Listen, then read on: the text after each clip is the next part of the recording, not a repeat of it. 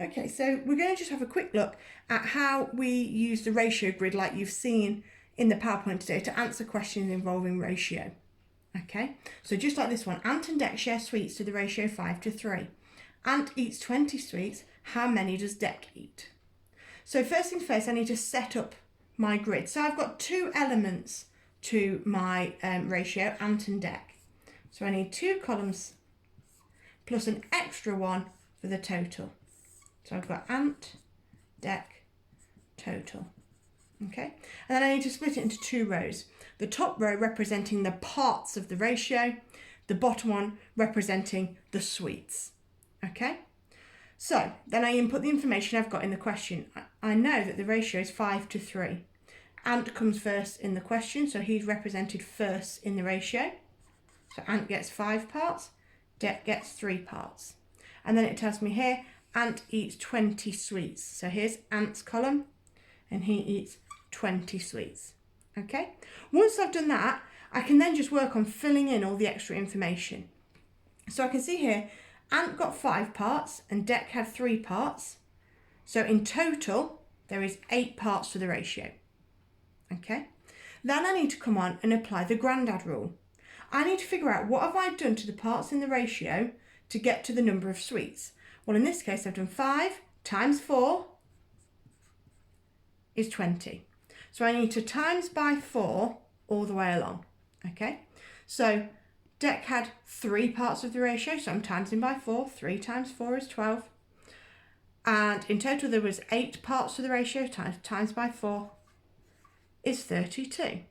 Now for the tricky bit, I need to figure out which part of this grid is going to actually give me the answer to the question.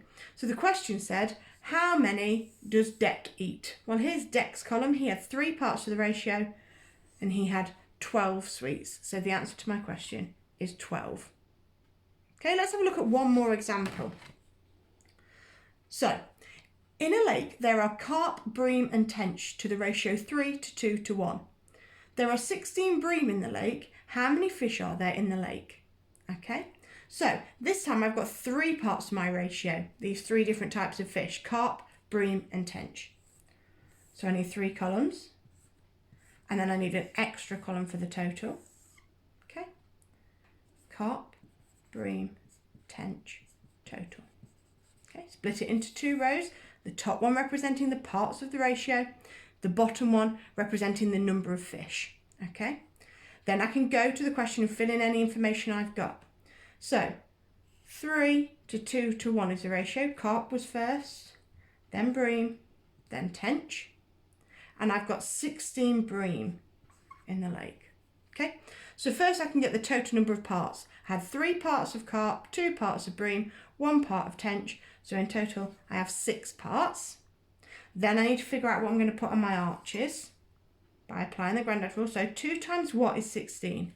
2 times 8 is 16. So I'm going to be multiplying by 8 all the way along. So 3 8s, 24 carp, 1 8, 8, tench, 6 8s, 48 in total.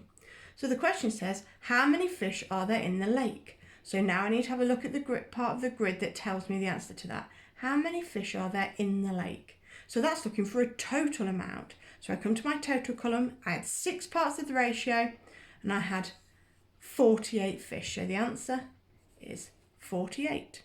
Good luck with your work today, guys.